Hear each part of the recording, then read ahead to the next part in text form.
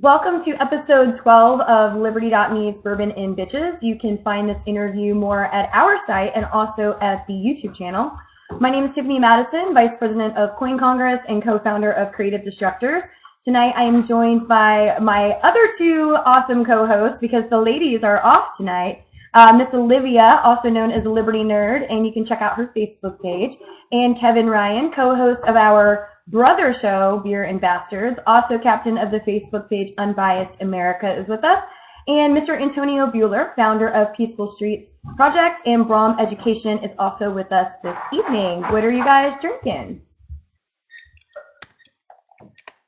Well, I already drank my little cup of tea.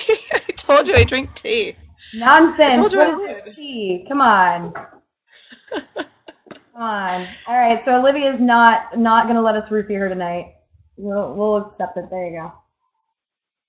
Kevin? You all can drink double pump. Absolute. On the rocks. Nice. A little bit of water. Antonio, after your day today, please tell me you're at least having a beer. Oh no, what happened? Water. Oh yeah, either. Oh, come on! Kevin and I are the only one partaking? Shame on you guys. That's okay, that's alright. We forgive you. So, let's jump in. Obviously we wanted to talk about... Oh no! Awesome. Okay. Sorry about that. Sometimes my internet just decides to hate me. I also probably should have made sure my husband's off Wi-Fi. And me too. Anyway, so getting back to it, police brutality. So for those of you who aren't aware, Antonio has been in a fight for many years against the Austin Police Department after false charges were filed against him for allegedly spitting on an officer. Pretty much an entire charade that was pretty much trumped up because they were caught red-handed actually breaking the law and violating his constitutionally protected speech. To make it worse, they were arresting a passenger, also violating her rights, dragged her out of the car in heels because she was calling her mom and the driver was being arrested. They put her in an awful, painful hold. She was screaming for someone to film it. Antonio was a DD that night, totally sober, just pumping gas at a gas station when he began to film. A nonsensical circus followed, and I believe the end result was a $1 fine, which just shows you what a mockery the system is of itself.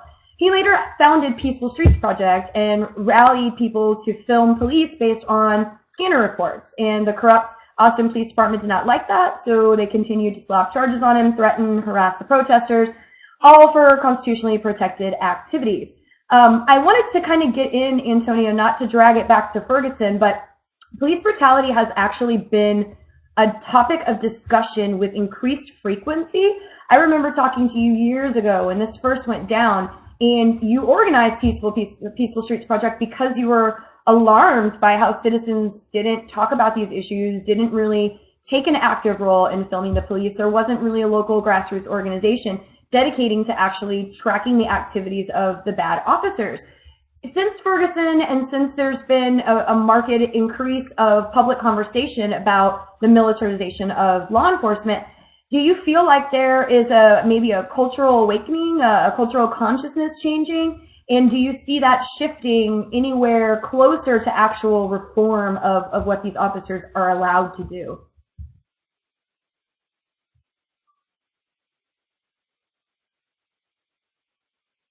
Well, I definitely think that there's that we're reaching some sort of inflection point, and with most inflection points, it can go the right way or it can go the wrong way. I think that we're getting close to some sort of general understanding or evolution within our society that will move us away from accepting police abuse within the greater society, hopefully. But as far as reform, I don't know if that's the case. I don't think that we're any closer to the police reforming themselves or any sort of external agencies coming in and reforming the police. But I do believe that we may be getting closer to people just getting fed up with police abuse and starting to engage in direct action tactics. That's good. That's good. And Kevin and Olivia, I know that you both are obviously libertarians. So what is your thought and opinion on situations like Ferguson and the very heavy militarization where you have extremely small towns with zero necessity for giant, ridiculous tanks and 50 caliber weapons? And we saw in Ferguson the tactical operations that these small town cops have no business playing with these toys used were embarrassingly poor. So what do you think? Do you think obviously there is a rise of military or of militarization. Do you think that the conversations that are taking place and hopefully will increase, are a good thing? Do you think that the issue is overblown because it's so publicly, show trial essentially in some cases, and also nasty situations like Ferguson getting front lines?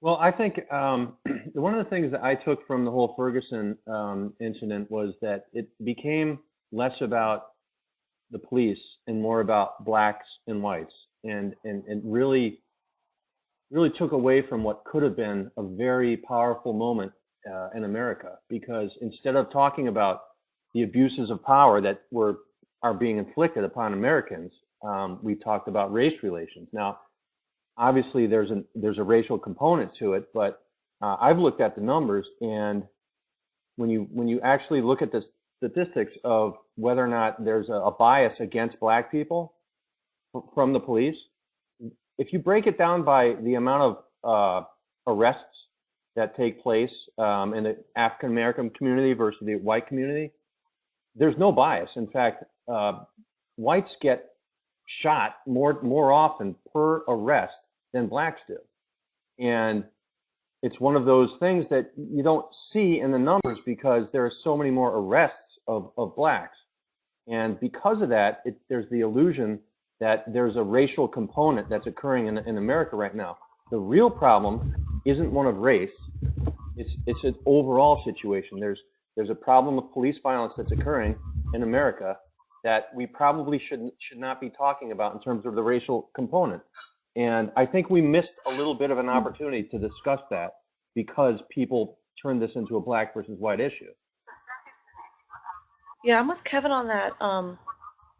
I viewed the Ferguson issue as more of this happens quite often. And my issue with that is, why is it happening quite often?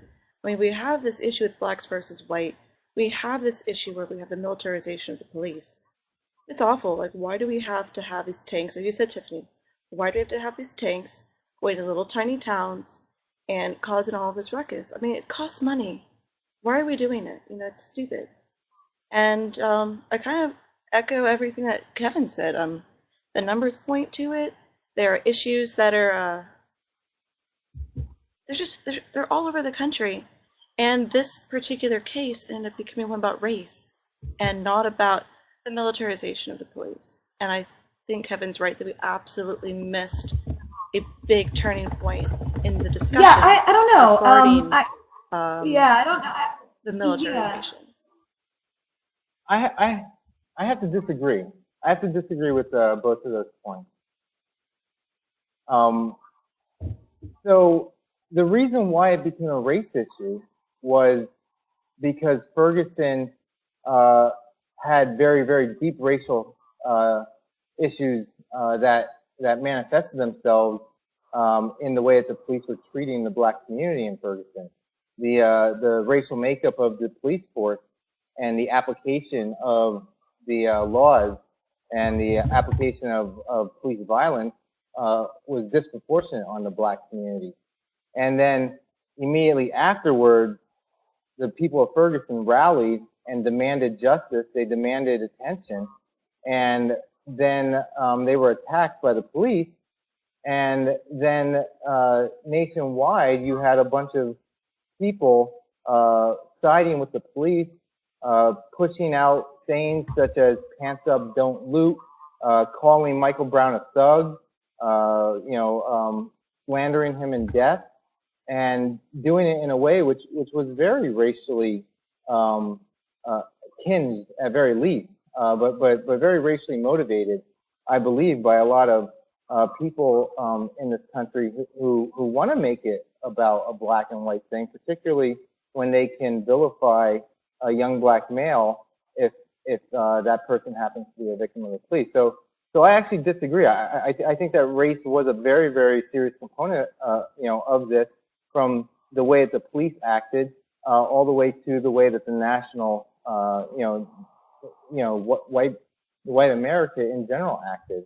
I don't think that we can pretend that it's not a race issue. And when it comes to statistics, I'd like to see where it says whites get shot more than blacks, because blacks get stopped more than whites, even when they commit the same amount of crimes. They get arrested more.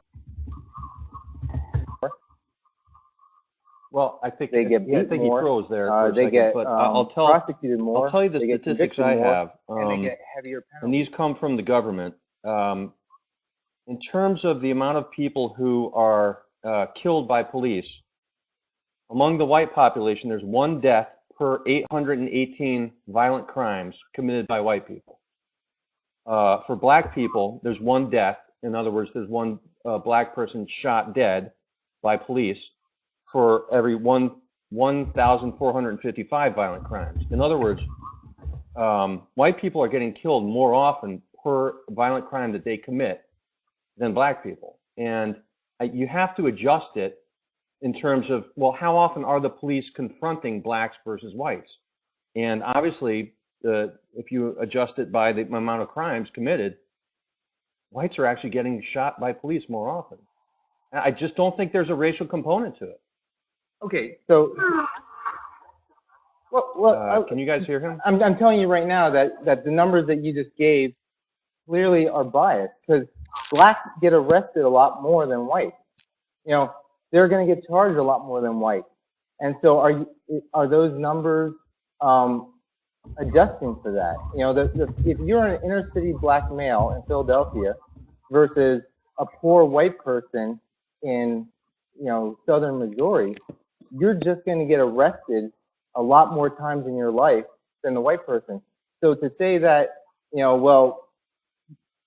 whites get shot for half as many of the crimes. Yeah, in your specific case too, Antonio, you brought up a very, very compelling point. If you weren't from a nice family, a veteran, a West Point grad, and you were instead an inner city minority with no resources to mobilize or start a grassroots effort or even defend yourself in court so aggressively, the felony charge that was leveraged at you for spitting on an officer, something that you were only saved from by someone recording across the street, you would be in prison.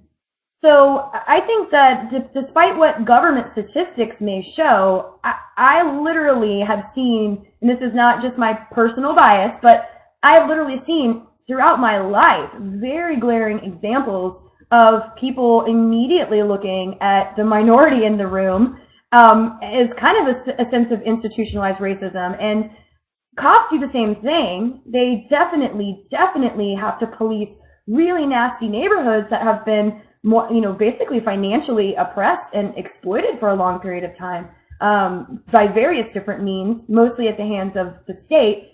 And there is, I think, a form of institutional racism that absolutely infects the police departments all around this country. I don't know if you guys live in the South, but I do, and I've seen that very, very often.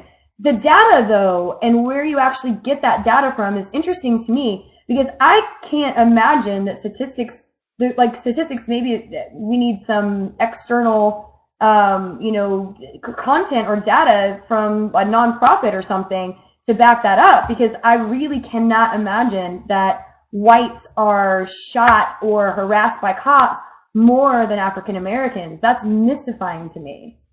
I would be interested to hear where you got that. Yeah, sorry, you were off camera. Well, can I just respond for a second?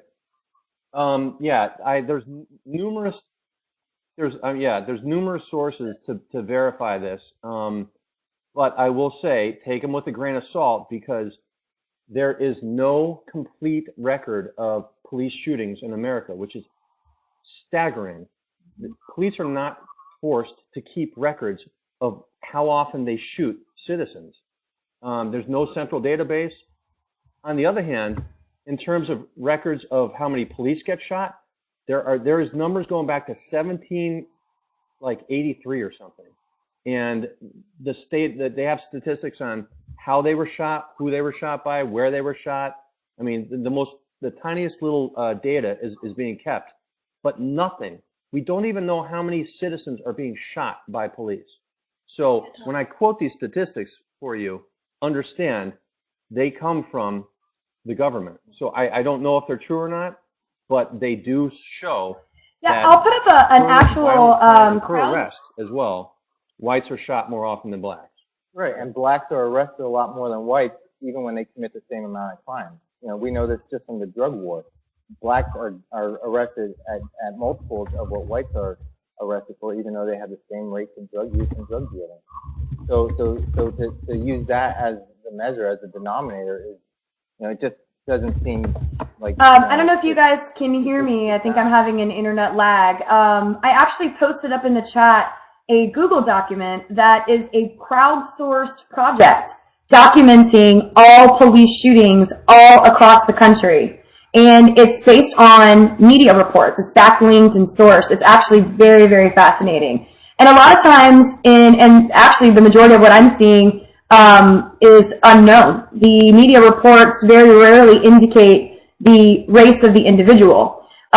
Which I guess that would be even to protect their identity, but it is really hard to track that. And the fact that it's not expected, I mean, I'm looking at this sheet, shots fired, 6, 10, 7, 8, I mean, 16, Jesus Christ. Am I a better shot than cops with their poor training, than someone that's actually has a badge and enforces the law? That concerns me as well. I think lowering these standards that they did, both for admissions and training, and then giving them heavy, like really heavy, crazy weapons and a total free license to not track any of this data has created a very institutional problem. And I do think that minority communities do get the brunt of that in many, many cities, especially big cities and inner cities, because they can't fight back. So if you have a quota and you want to make that quota, why wouldn't you pull up and harass that person and give them a ticket? Well, what if they have pot on them and they run from you? Now you literally can shoot them in the back. It happens all the time. I see more dogs and individuals getting shot under suspicious circumstances than should ever be allowable in a free society that professes to respect justice. So yeah, that concerns me dearly. What do you guys think about body cameras? I have heard two sides of this argument. One side of the argument is obviously that they should wear them. If you can afford heavy weapons and crazy military-style equipment, like you want to go out and play war in the streets, you can afford, and your department can afford, body cameras. And you could stream actual real time, and some statistics show that it cuts down significantly on accidental shootings and accidental police, people that come back and report police brutality drastically drop in areas where they wear body cameras. On the other side of the argument, there are many officers that feel very uncomfortable by institutional quotas, and they often let people go for things because it's just stupid. It's, you know, they pull you over, you were going 10 miles over the speed limit, they've already met their quota, there's no reason to harass you, they don't want to do the paperwork, so they let you go. If they wear a body camera without the quota system being reformed, how does that actually change leniency that cops can often give in situations like that? Is it a pro or is it a con?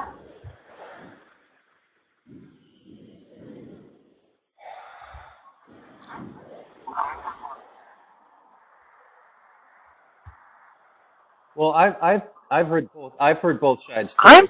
And oddly enough, when I first heard this issue, I felt like it's a pro. You know, it's obviously the more accountable you are, the more you can see of the actions of a police officer, the more you'll know what actually happened in any given incident. But then I start hearing from the libertarian and the anarchist community that this is a negative, because now you have the federal government telling the states and the local communities what to do. And they're like, okay, Well, we can't have that. I don't want them coming and telling us that we got to buy more cameras for our policemen, and that's going to be all sorts of money. That's an unfunded mandate and so forth. So that's the divide I've heard. I don't agree with the issue about spending on the federal level. I think that it's a good thing. Anytime you have an eyes on what's occurring, it's a good thing. Of course, the other side of the argument is, well, the police control that. So let's just say there's a beating or something, and suddenly that police camera didn't work, or they lost the evidence in the evidence locker.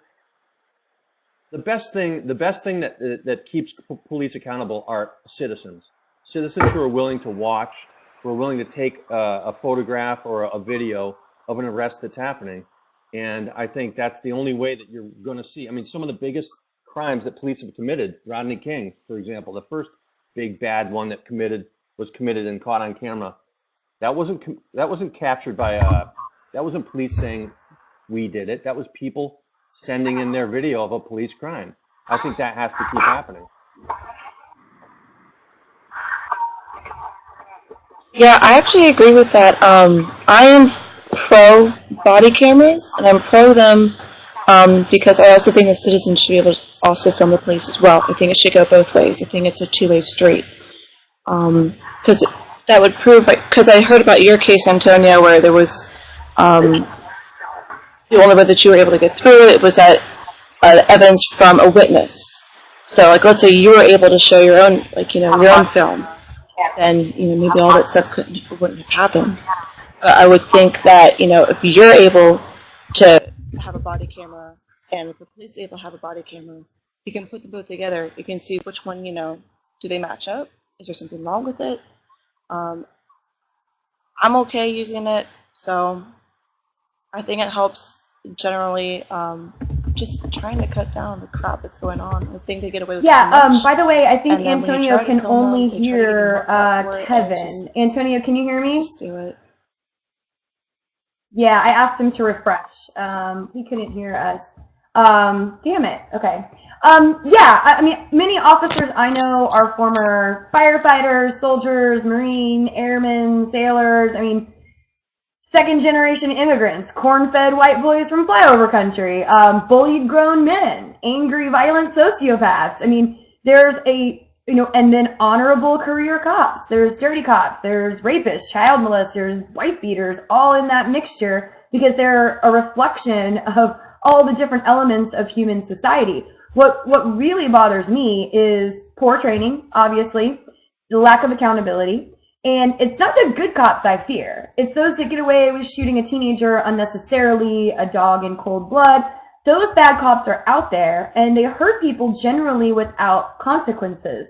I would like to see a return to the peace officer, someone who diffuses situation, someone who is actually involved in their society, that polices the streets to mitigate conflict and crime, not shoot first and ask questions later. That really bothers me. And especially when you have near rural law enforcement institutions that have and will continue to be armed with paramilitary equipment which one day may be tasked with enforcing unjust laws in the event of civil disorder. That lack of mentality of accountability really concerns me. I think it's a huge institutional problem. And until that's actually addressed, I really can only see it escalating.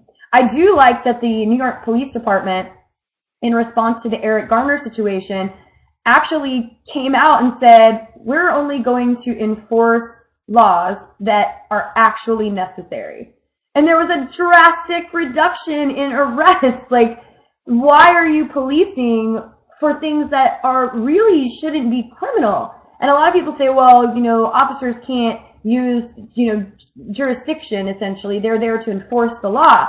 But if stupid-ass laws are made in the first place with no accountability for the politicians, and these are the enforcers, they become tax collectors. They become tax collectors for the state, not peace officers, which is where the original institution was essentially designed to do. So that concerns me. What do you guys think would actually have to take place in order to get any sort of reform in this area?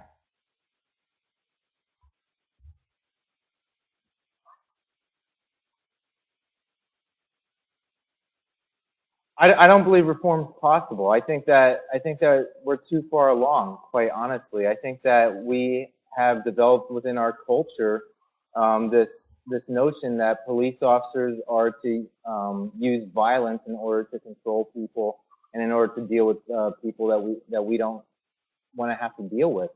I think that there are some countries where police officers haven't gone down that route, so they don't have to reverse that. In places such as Norway.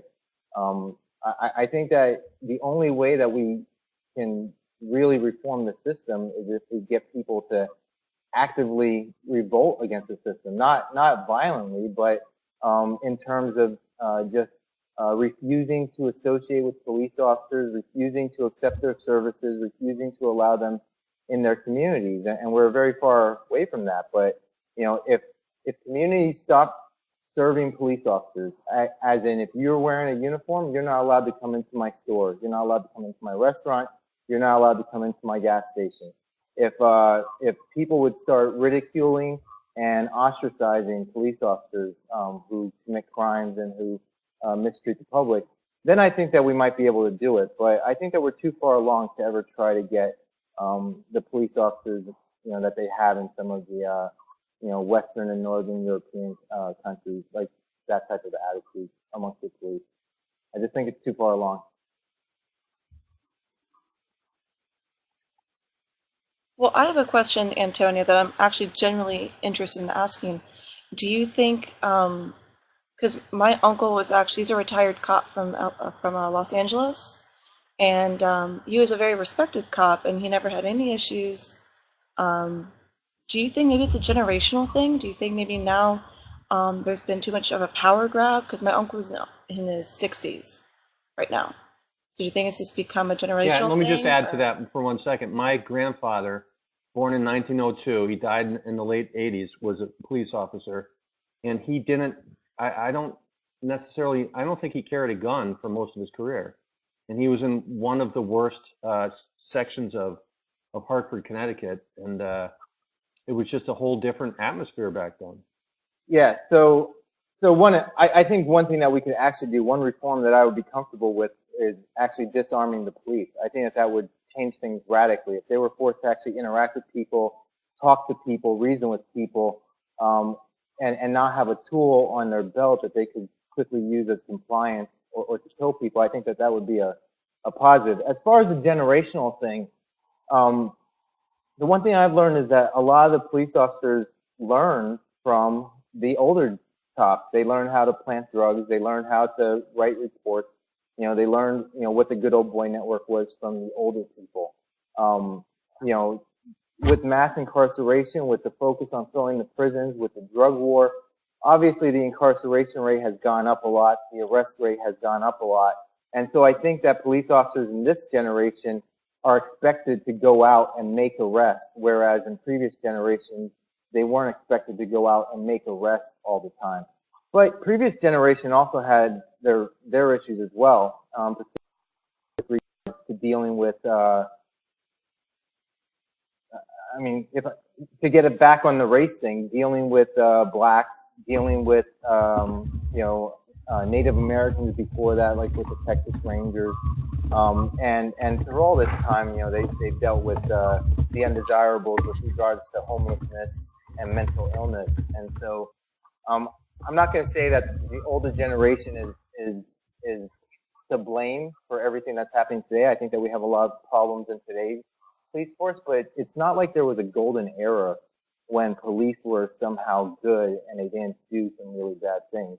The history of policing, particularly in the South. That's definitely true for the South. And what concerns me, again, as someone questioned my premise that there's poor training, when you have soldiers in war that are trained in counterinsurgency, who have spent the time patrolling streets of Baghdad or Kandahar, where local nationals are often allowed fully automatic AK-47s, they understand firsthand how important it is to gain and maintain the trust of these communities. I had a friend who wrote a really, really good op-ed about how officers, though all these departments are receiving these weapons and equipment from the military and they are training with them and they're really doing whatever they can to make sure the officers understand how to use these weapons, breaching and clearing and kinetic activities, they haven't received the military's training on how to avoid using these applications first.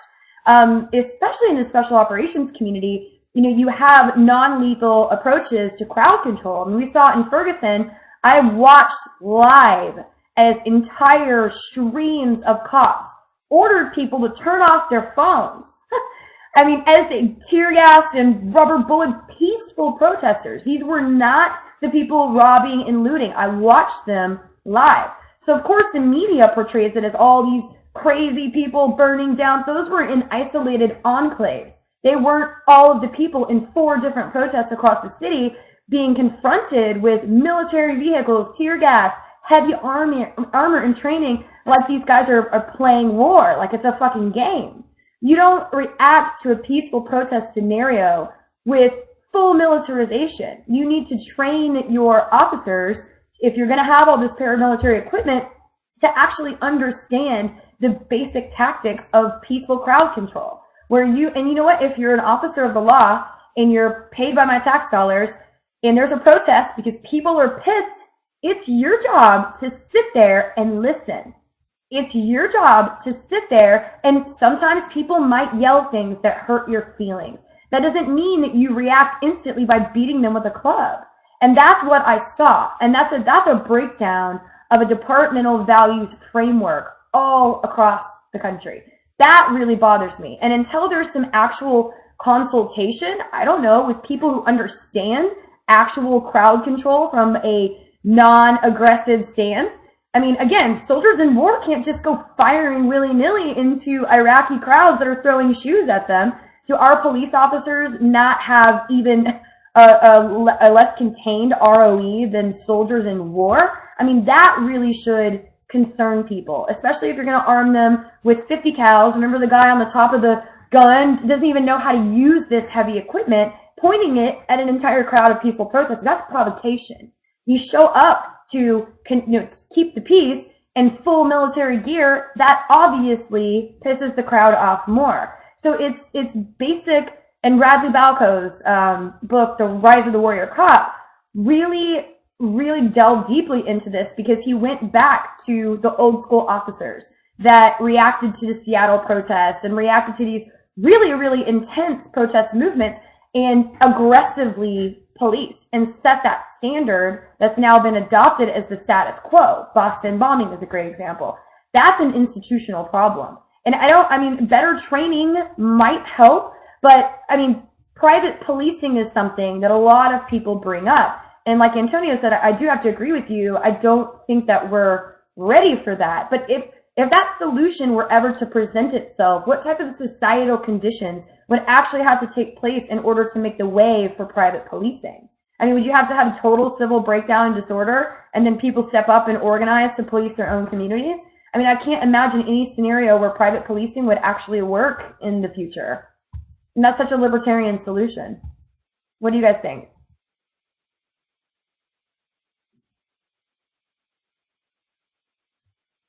Or would it ever actually be a scenario that would take place? At what point do the police cease to exist so that we have to fill their slot with somebody who is from a private, actually, wasn't there something in Detroit recently where there was a private security company took part in from what I understand, that's correct. I didn't follow that issue very intimately, but from what I understand, there were no police officers. So people were organizing amongst themselves to police their own community. Does anybody else know the details on that?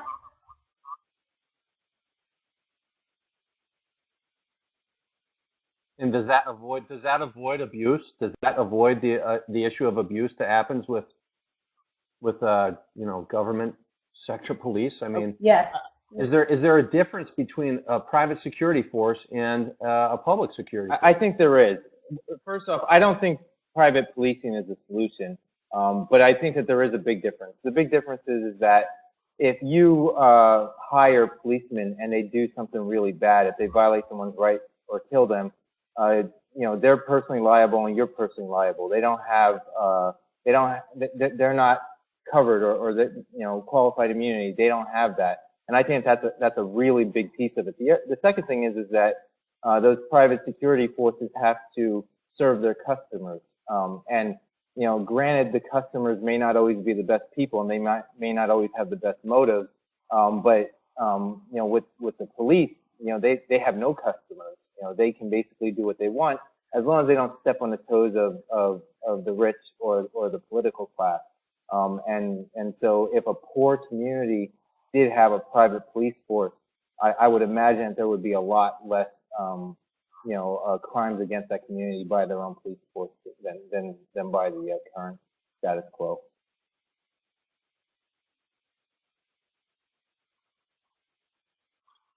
I'm actually worried. I've heard some people talk about having even a nationalized police force. I'm like, what the hell is wrong with you? It's insane. It kind of reminds me of in the Hunger Games, and you have the Capitol people come in and they go in all the different districts and they're burning everything down. Like, that's exactly what would happen because they're being run by the government. And it's what's happening right now.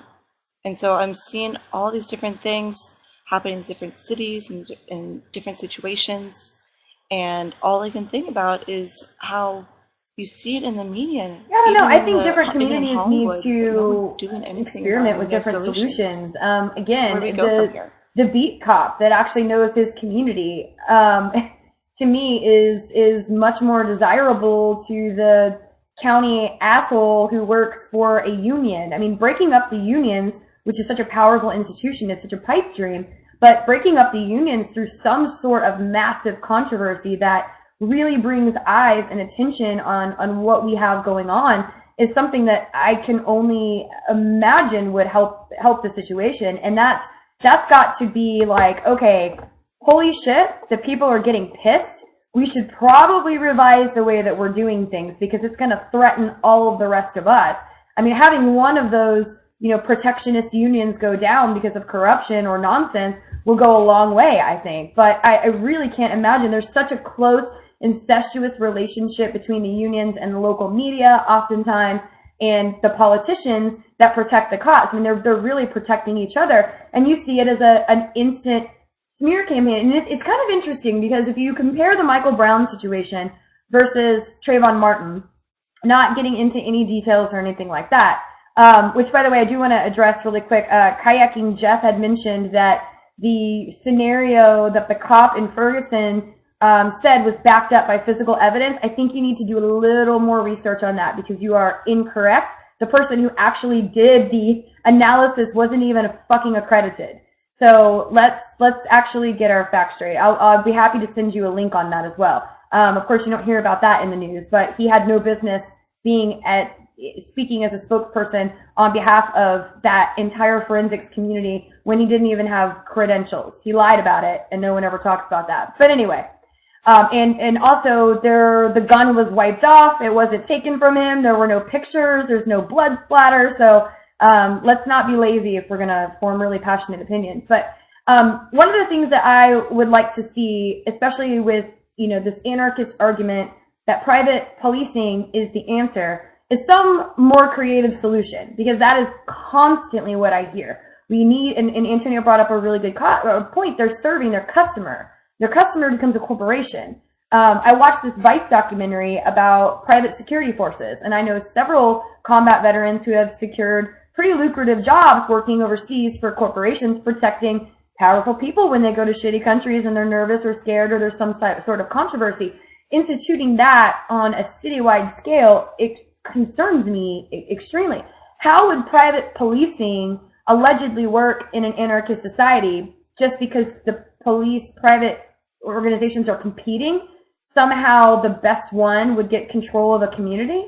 I mean, I don't understand that. And maybe someone can answer that for me, because that's something that really, really nags me when it comes to anarchist arguments. No? Antonio?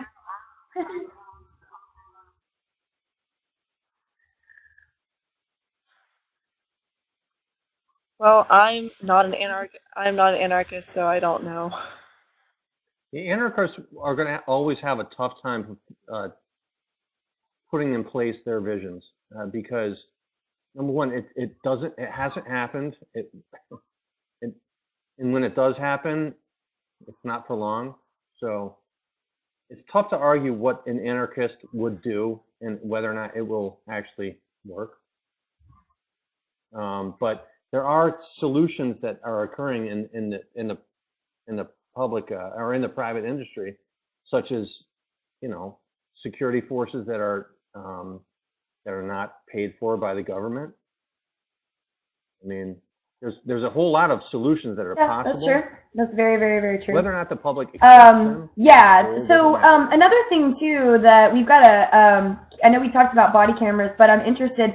Do you think that body cameras would expand the surveillance state? I mean, imagine this is a really good question. Thank you, Jeremy. He has a series of really good questions, and we'll try to get through. We usually start the Q&A portion with about 20 minutes left or so, and we're right at that, so that's good. So body cameras expanding the police state.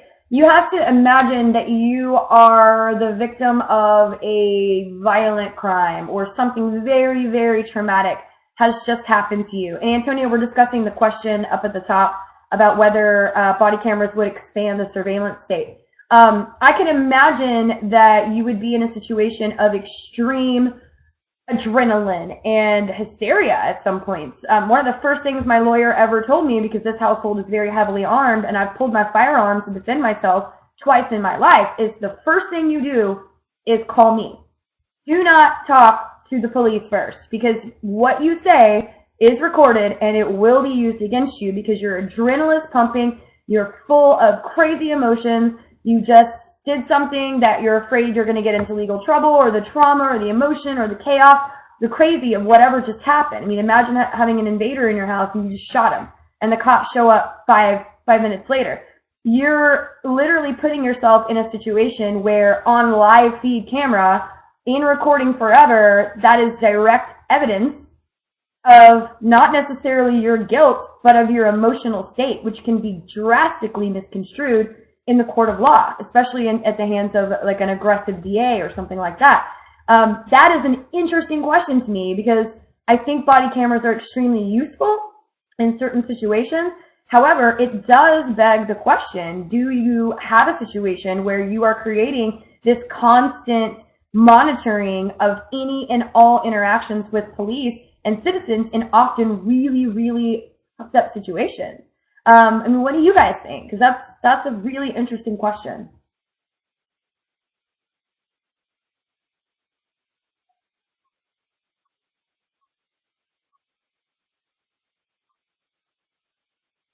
I think that we just have to come to a realization that we're entering a very different era, with regards to privacy. With Google Glass, people walking around doing that, people having cell phone cameras everywhere, Is that still a thing? What's that? Is Google Glass still a thing? Oh, yeah. I just read about a startup that, has raised millions of dollars because they're going to give Google Glass to doctors. Oh, Yeah, what? so, but I think that the notion of privacy in public is something that we as a society are just going to have to come to realize it doesn't exist anymore. If you're in public, you just don't have a lot of privacy. I would like to see if there's going to be body cams, the police should not control them. I know this is going off on a tangent, but they should not control them. It should go to a third-party server, where the police have no ability to turn the cameras off or to delete the cameras or videos or lose them, which is the biggest problem with police cameras. Yeah, absolutely. I mean, police cameras are only as good as the people that view the footage that's being captured, and it's one of those things that you need to have good oversight if it's going to work. It's a lot of money too. I mean, don't forget there's millions. I mean, there's a ton of police in America. So if every one of them is wearing a camera, that's a lot of money. That's a big deal. And as much as I like the concept, That's true.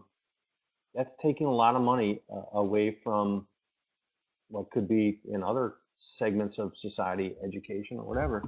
And it's just something you have to consider before you just throw down a blanket, okay, let's do it.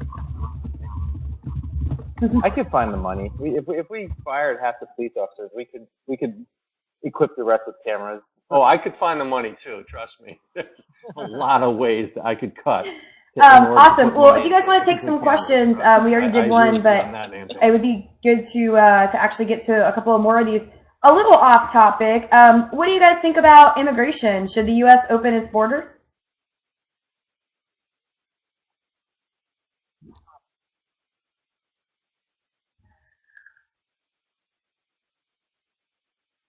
I'm all for it. Open the borders. Let everyone in. Yeah, but what happens to the fact that people come in and they weren't paying into the system and now they're getting from the system? I mean, that's what most people who are anti-immigrant will say, is that they weren't paying into the system. How can they come in and suddenly benefit from the system? Well, first off, I don't know of many immigrants that come over when they're 65. Most of them are young and they're going to be working. But the biggest people who suck off of the taxpayer are actually Americans, not immigrants. Most immigrants are very hardworking and and they actually give a lot more in taxes and take out a lot less than their American counterpart. But I'm not talking from a fiscal perspective. I'm not talking about just the dollars and cents. Do they put in more than they take out? I just believe that people should be free, and I don't think that people should be bound to the nations that they happen to be born in. And I don't think that they should have to wait for years trying to get visas, gain permission just to cross borders. The big problem would be is if the United States had open borders and no one else did. Of course, that would create quite an imbalance. But I think in the long run, the U.S. would benefit greatly from doing so. And if you're going to take the free market perspective, human capital is just as important as money and goods being able to pass through borders, and I think humans should be able to as well. My stepdad actually came over here from Germany, and he came over here when he was 20. And the reason why he came here was because there were more opportunities for aerospace engineering than there were in Germany. So he came here, and it took him about 15 years to get through the lotto system and get his citizenship. And I remember it was just a couple of years ago he was able to get it, and he finally voted in his first election in 2008. And I think the system is just messed up because you have to wait and wait for your number to be called in a lotto system if you go through it that way. And it's just a pain in the freaking ass. Like, if I was an immigrant and I was trying to come over here, I would get my green card and I'd get whatever I could in order to actually work here and make a living. But it's like you're playing a waiting game the whole time. It's just awful. I don't think they should be subject to waiting at least that long. I think if you want to come here, you should be able to. But it's just the system the way it is right now is. Yeah, but if you had a system where anybody could enter the United States that wanted to, we would go from 300 million to 1 billion. Yeah, but so America has a lot of. There's got to be a system. So America has a lot of open spaces. I have a couple of European friends that have traveled to the States from places like Spain or Amsterdam or Italy, and where it's very compact. Their cities are just, and so are our big cities too. But they're areas of countryside. All of the property is owned. The majority of the West is owned by the government. I mean, we talk about this massive influx, and I'm sure that's also directed to unfettered third world immigration, but there is a lot of space in this country that is drastically underutilized. If you've ever driven that awful drive through West Texas or the Midwest, you know this. I mean, there's a ton of land here. I do think that there should be some sort of vetting process for disease control, crime control, all that other stuff. I do not think the federal government should be responsible for that. I think it reinforces their control of the borders, which are just imaginary lines. I think that the states, if anything, should be able and be empowered to do that. And the states that actually allow immigration and embrace it, if the theory is correct, would thrive more than those who did not. And then those states would be forced to reform their policy, having just to compete. I mean, I think states should compete for you. Lowest taxes, best service, efficiency. I mean, there is obviously that state bureaucracy in a nutshell, but you should be able to have a system at least controlled by the community in your most localized form that determines who can come in, because it is a situation where you do have to have some sort of vetting process. However, the system that we have right now is so wholly broken, and involving the federal government even more in trying to fix the problem that they created in the first place is laughable at best. Half of the people that I know literally cannot come here because they are on a 10-year fucking wait list. That's insane. And if you just come here illegally, I don't blame you. I don't blame you. Why in the hell would I be separated from my family, waiting for some government bureaucrat to put a stamp on a paper when I could just come across the border? I mean, fuck you. Why would I wait this long? I mean, some people are literally, like you were giving that great example. Why would some people wait 10, 15 years to just get the ability to become a citizen? I mean, if you have no diseases and can pass a basic understanding of how our freaking our government processes work, which I don't even agree with, but why we have a government, you might as well make sure that people who are going to have the right to vote know how the hell to use it, or how to actually, vote appropriately, because you understand the very basic fundamentals, which on a side note, most Americans can't pass that citizenship test, so there you go. But, I mean, some vetting process, I think, is necessary, but I think our current position on immigration is so antiquated and ludicrous that we are literally creating the problem that we're bitching about. And then Washington comes in with the solutions that they bitch and complain and go back and forth with for 10, 15, 20 years, and nothing ever gets done. That is the central problem to me, is that the federal government is involved in this decision-making process to begin with. Do you guys agree?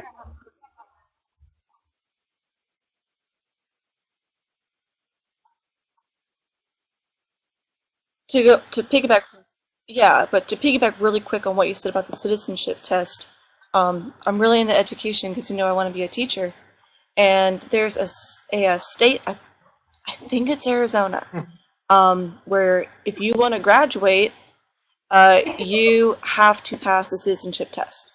Like, you have to take this test in order to graduate. What do you guys think about that? I know, Antonio, you have a education thing, right? Like, you have a school. Yeah. First up. Like, it's very interesting to me. First off, Arizona is ridiculous. I mean, there's just so much bad stuff going on with Arizona. I know. Sheriff Joe is still. What do you think about that? Well, I think it's crazy. One is, citizenship. I can't stand the notion of good citizenship. Good citizenship leads to people justifying and rallying behind horrible atrocities committed by government. And the last people who should be administering any citizenship test should be the government itself. It should be, if you're going to do it, it should at least be like amongst the people to try to uphold some sort of standard. But I think it's horrible, and I think my husband's everything that's coming out. Yeah, my husband's from Arizona, and I lived there for 8 years. And while I was conservative before I discovered my libertarian perspectives, I was all gung ho about Sheriff Arpaio and his take no prisoners and put all the people up for trial that haven't been proven guilty in pink underwear and tent camps in the middle of the desert. Now I understand more of the errors of my ways. I think Arizona is such a renegade place that's full of very, very aggressive conservatives that are very hell-bent on protecting their autonomy and their state renegade persona. And so they do pass, the marriage law was a really good example of really, really aggressive conservatism, which is funny because if you go to Scottsdale, Arizona, and you party with half the people that left socialist California to come to Arizona, they're as liberal as the day is long, but they're too busy doing coke and having orgies to actually do anything to reform the system. So, Scottsdale. We have a bunch of other questions, guys. So Jeremy Harding asked if we had ever heard of Detroit Threat Management Systems. That's the actual private institution where I guess they were actually taking care of that stuff. So I posted the link if anybody's interested, because that was a really, really good question. Competing governments lead to ideals of exceptionalism. Agree or disagree?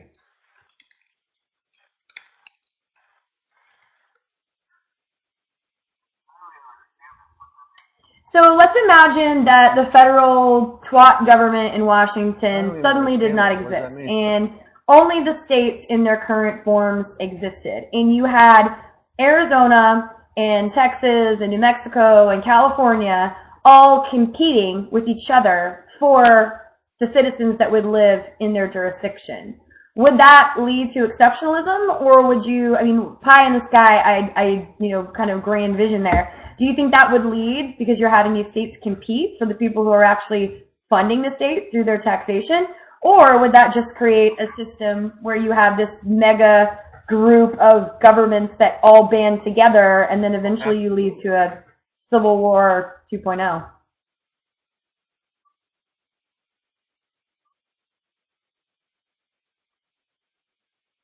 Well, actually, both those scenarios are true.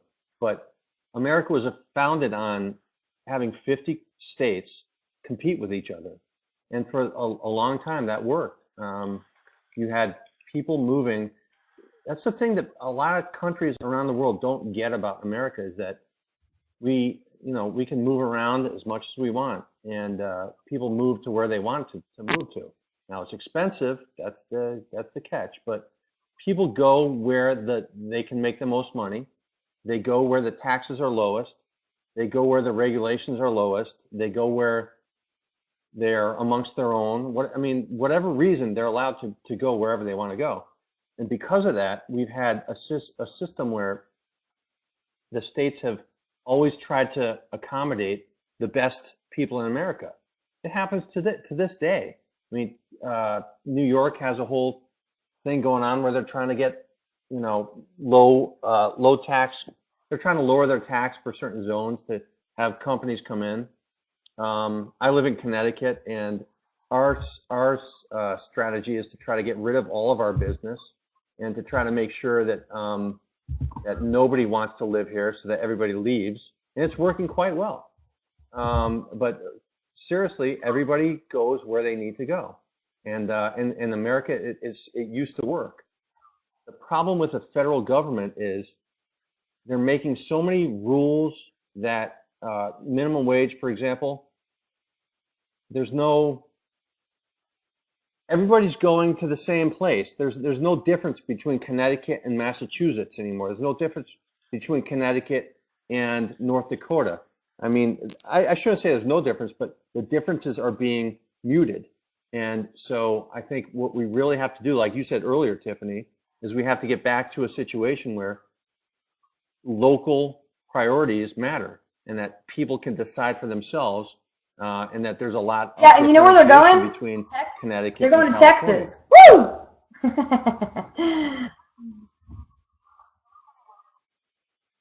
I think people are going to go where there are the most opportunities for them, like plain and simple. Like that's where they're going to go. If a state has more opportunities for them in whatever field they want to do, they're going to go there. Antonio, if there what do you aren't, think? they're not going to go there. I mean, it comes down to that. It's the most basic thing. So that's all I have to say about that topic. No, there you are. You're good. He's frozen. Look, he's frozen. I think that the more options people have, the better. Oh, I'm frozen? Oh. No, I think that the more places that people have to go, the better. I'm not a big fan of states, because I think so many of the states get it so wrong. I'd like to see things broken down much further than the states, but it's definitely better than one monolithic federal government. I think in time, more I agree, and in fact, I was reading the other day that expatriation is at an all-time high. There are more people leaving, giving up their citizenship, and getting out for other opportunities and for other areas of the world, as opposed to dealing with the excessive taxation Don't even get me started on that because I'm an independent contractor and have to pay my taxes, and it's ludicrous. It is insane. And I think that that is really something that the government is only going to continue to take. They're going to follow the model of Greece because they're idiots, and they're going to continue to feed crony corporatist profits on the backs of the American people, who are going to grow increasingly more economically oppressed, and that's when the shit hits the fan. Sorry to be the Debbie Downer here, but that's a reality that I think a lot of people are not looking long term at. And it's unfortunate. Lucy wants to know which one of us is the biggest status. I'm going to vote Kevin. She's not. No, Lucy is so awesome. She's sick tonight, which is why she's not here. Anarchist, I'm the biggest. Yeah, she's like, this is bullshit. I want to rage and freaking call everybody out on their nonsense. I love it. She likes Harry Potter. Antonio, what are you? What's your ideology?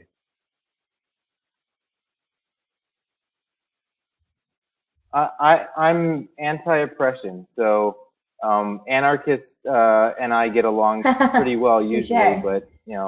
Okay, we got a final question from Virginia Xavier. It's a little long one, but it's good. Well. Tell me what you think about the heavily American bias towards libertarianism, given the increasing importance and spread of globalization. Do libertarians really expect to convince people of Milan, Seoul, or Sao Paulo with content that focuses almost always on national issues in the U.S.?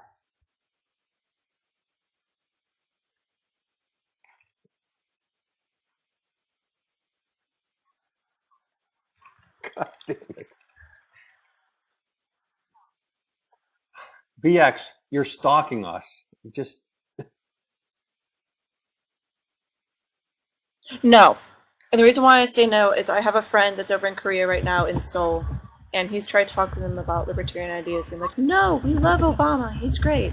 It's not going to happen over there. They are all up into whatever is going on in their own political ideology, and they're not going to be with it. No.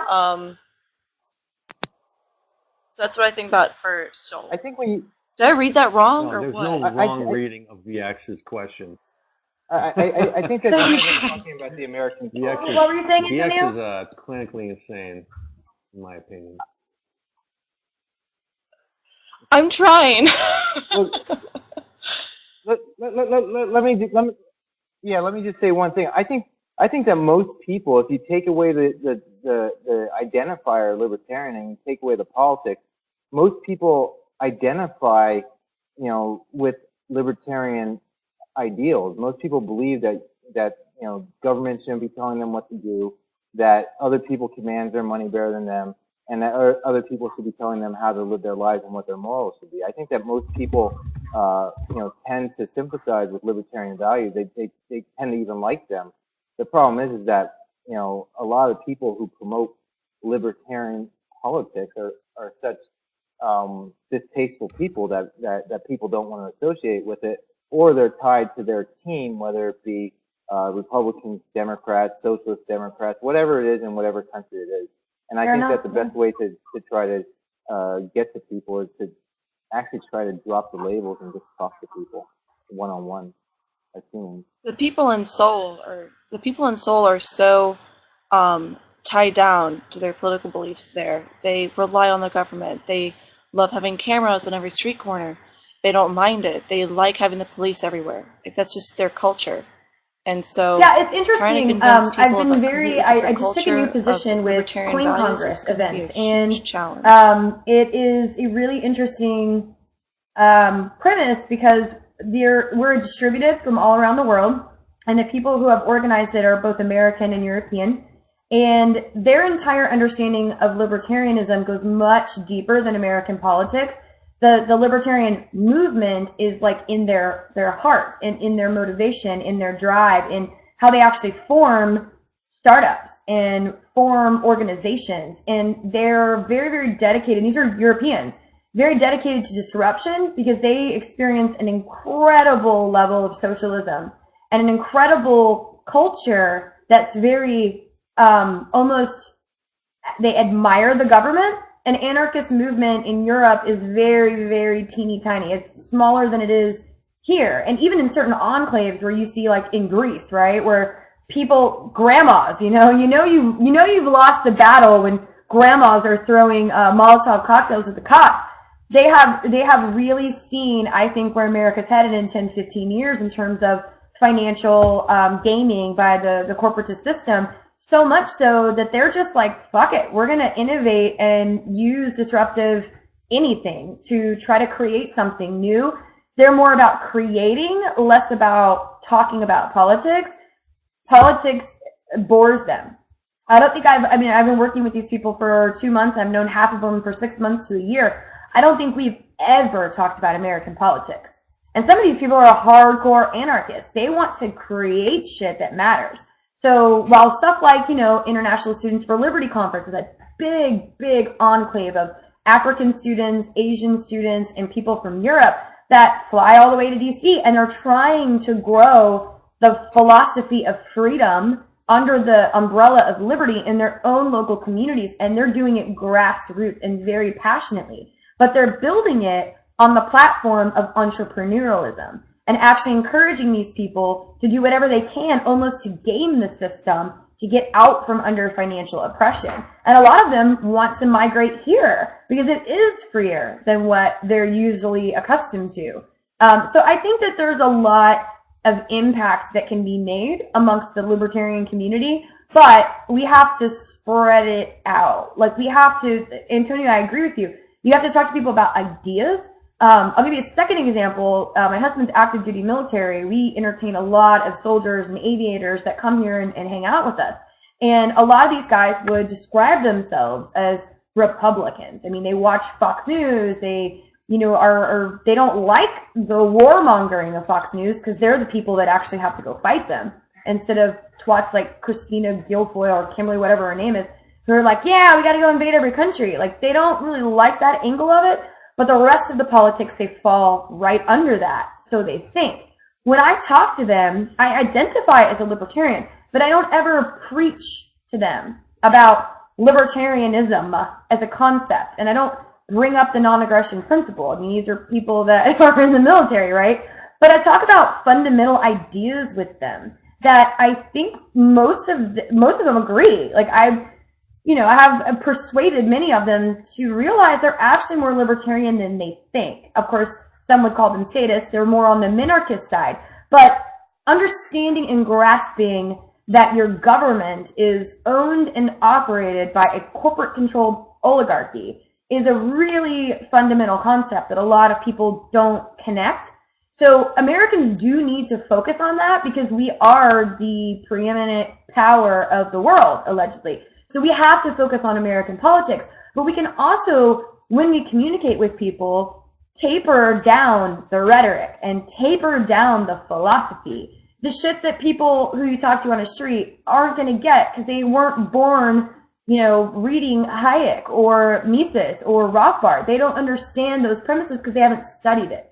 So I think a big problem with libertarian communicators isn't necessarily focusing on U.S.-based issues, because I think we have to, especially when talking to Americans, but practicing with Americans on how to tailor your message without the labels. I mean, that was a really good point you made. And if we can do that, that enables us to communicate with people abroad more efficiently and effectively, especially if there's a language barrier. I mean, people from Belgium don't know what neocon is. Like, you have to explain it. Like, the right was co-opted by, you've got to actually explain it in details without depending on labels. And I think that's a big problem that most libertarians, don't want to detach from it. It's like an umbilical cord to the movement.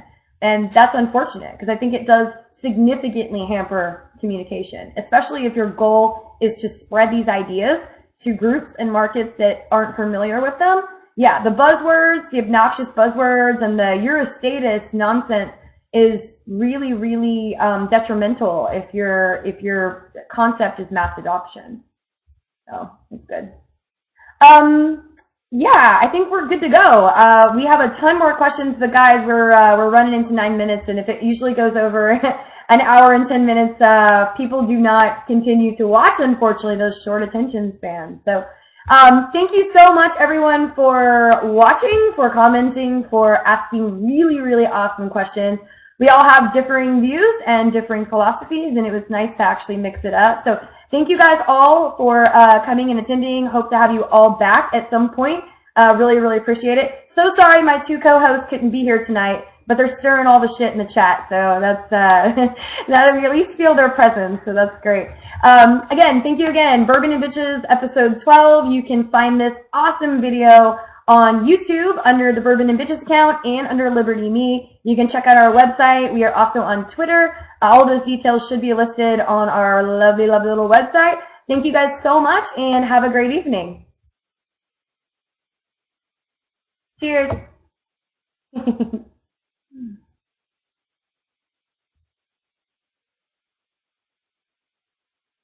night. See you guys. I don't know. Regarding, Yeah, I don't know. the militarization. I have to disagree. I have to disagree with both of those points. So the reason why it became a race issue was because Ferguson had very, very deep racial issues that manifested themselves in the way that the police were treating the black community in Ferguson. The racial makeup of the police force and the application of the laws and the application of police violence was disproportionate on the black community. And then immediately afterwards, the people of Ferguson rallied and demanded justice. They demanded attention. And then they were attacked by the police. And then nationwide, you had a bunch of people siding with the police, pushing out sayings such as "pants up, don't loot," calling Michael Brown a thug, slandering him in death, and doing it in a way which was very racially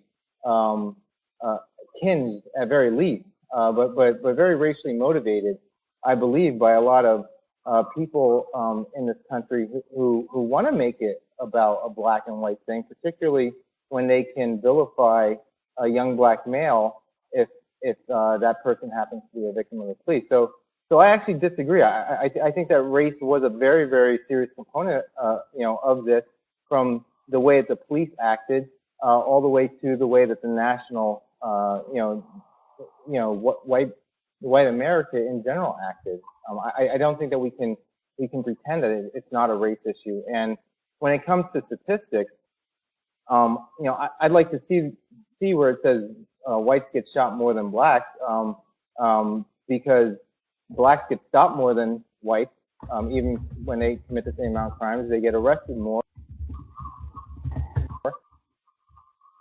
Well, I think they get beat he more. froze there for a they second, get but prosecuted more. I'll tell you the statistics I have, and they get heavier penalties. and these come from the government.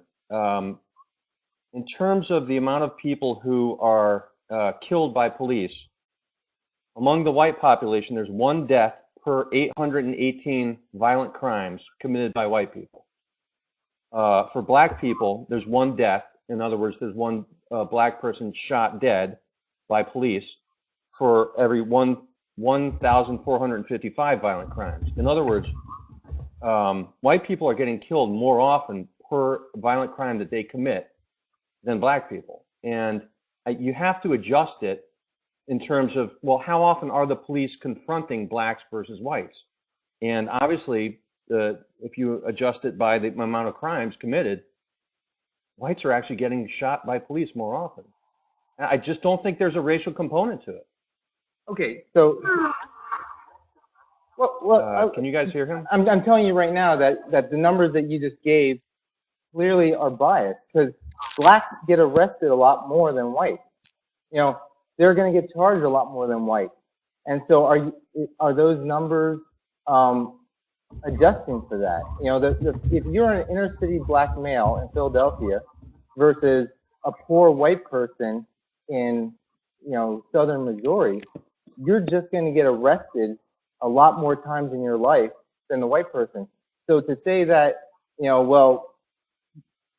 whites get shot for half as many of the crimes Yeah, that they in your commit as specific blacks, case too, it sounds Antonio, to me you like brought up blacks a are very, still very getting compelling shot point. disproportionately more. You know, if you weren't from a nice family, a veteran, a West Point grad, and you were instead an inner city minority with no resources to mobilize or start a grassroots effort or even defend yourself in court so aggressively, the felony charge that was leveraged at you for spitting on an officer, something that you were only saved from by someone recording across the street, you would be in prison.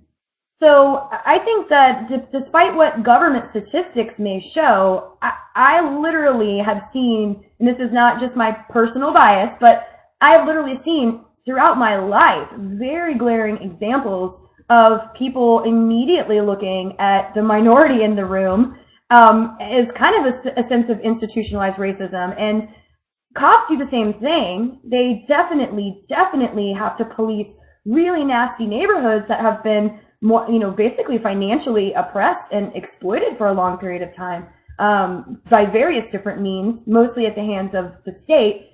And there is, I think, a form of institutional racism that absolutely infects the police departments all around this country. I don't know if you guys live in the South, but I do, and I've seen that very, very often.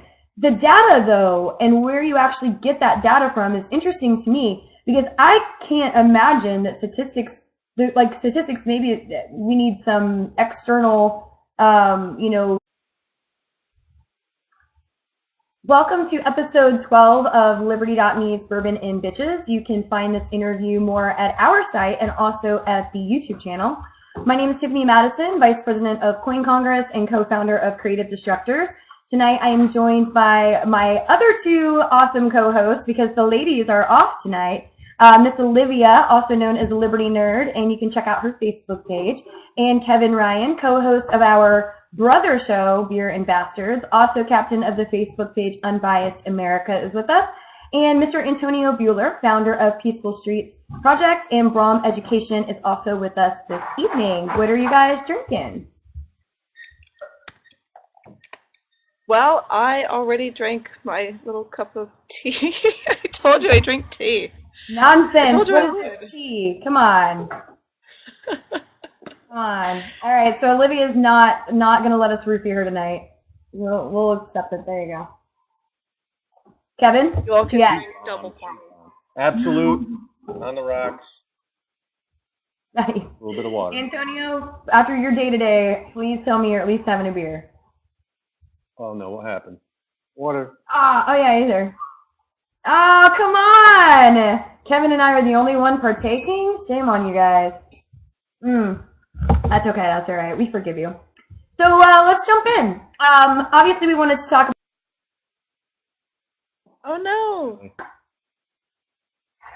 Awesome. Okay. Sorry about that. Sometimes my internet just decides to hate me. I also probably should have made sure my husband's off Wi-Fi. And me too. Anyway, so getting back to it, police brutality. So for those of you who aren't aware, Antonio has been in a fight for many years against the Austin Police Department after false charges were filed against him for allegedly spitting on an officer. Pretty much an entire charade that was pretty much trumped up because they were caught red-handed actually breaking the law and violating his constitutionally protected speech. To make it worse, they were arresting a passenger, also violating her rights, dragged her out of the car in heels because she was calling her mom and the driver was being arrested. They put her in an awful, painful hold. She was screaming for someone to film it. Antonio was a DD that night, totally sober, just pumping gas at a gas station when he began to film. A nonsensical circus followed, and I believe the end result was a $1 fine, which just shows you what a mockery of the system is of itself. He later founded Peaceful Streets Project and rallied people to film police based on scanner reports. And the corrupt Austin Police Department did not like that, so they continued to slap charges on him, threaten, harass the protesters, all for constitutionally protected activities. I wanted to kind of get in, Antonio, not to drag it back to Ferguson, but police brutality has actually been a topic of discussion with increased frequency. I remember talking to you years ago when this first went down, and you organized Peaceful Streets Project because you were alarmed by how citizens didn't talk about these issues, didn't really take an active role in filming the police. There wasn't really a local grassroots organization dedicating to actually tracking the activities of the bad officers. Since Ferguson and since there's been a marked increase of public conversation about the militarization of law enforcement, do you feel like there is maybe a cultural awakening, a cultural consciousness changing? And do you see that shifting anywhere closer to actual reform of what these officers are allowed to do?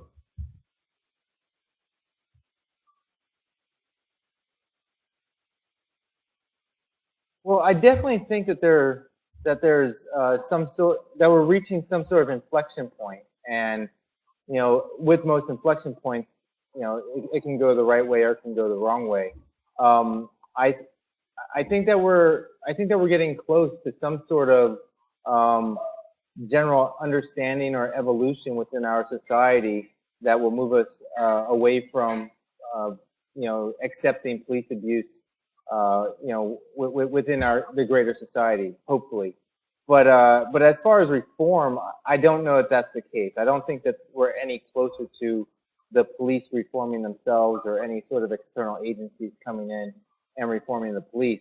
But I do believe that we may be getting closer to people just getting fed up with police abuse and starting to engage in direct action tactics. That's good. That's good. And Kevin and Olivia, I know that you both are obviously libertarians. So what is your thought and opinion on situations like Ferguson and the very heavy militarization where you have extremely small towns with zero necessity for giant, ridiculous tanks and 50 caliber weapons? And we saw in Ferguson the tactical operations that these small town cops have no business playing with these toys used were embarrassingly poor. So what do you think? Do you think there is a rise of military or of militarization? Do you think that the conversations that are taking place and hopefully will increase are a good thing? Do you think that the issue is overblown because it's so publicly show trial essentially in some cases, and also nasty situations like Ferguson getting front lines?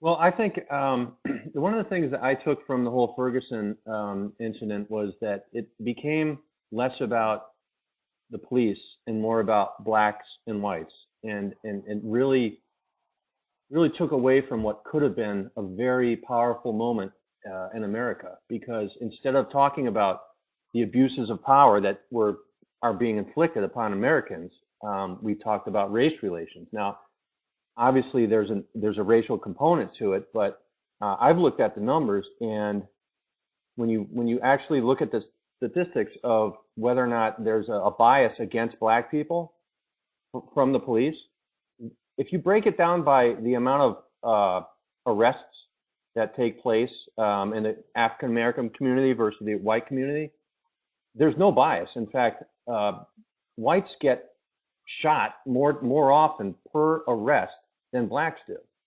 And it's one of those things that you don't see in the numbers because there are so many more arrests of blacks. And because of that, there's the illusion that there's a racial component that's occurring in America right now. The real problem isn't one of race. It's an overall situation. There's a problem of police violence that's occurring in America that we probably should not be talking about in terms of the racial component. And I think we missed a little bit of an opportunity to discuss that because people turned this into a black versus white issue. Yeah, I'm with Kevin on that. I viewed the Ferguson issue as more of this happens quite often. And my issue with that is, why is it happening quite often? I mean, we have this issue with blacks versus white. We have this issue where we have the militarization of the police. It's awful. Like, why do we have to have these tanks? As you said, Tiffany, why do we have to have these tanks going to little tiny towns and causing all this ruckus? I mean, it costs money. Why are we doing it? It's stupid. And I kind of echo everything that Kevin said. The numbers point to it. There are issues that are they're all over the country, And this particular case ended up becoming one about race and not about the militarization of the police. And I think Kevin's right that we absolutely missed a big turning point in the discussion. Yeah,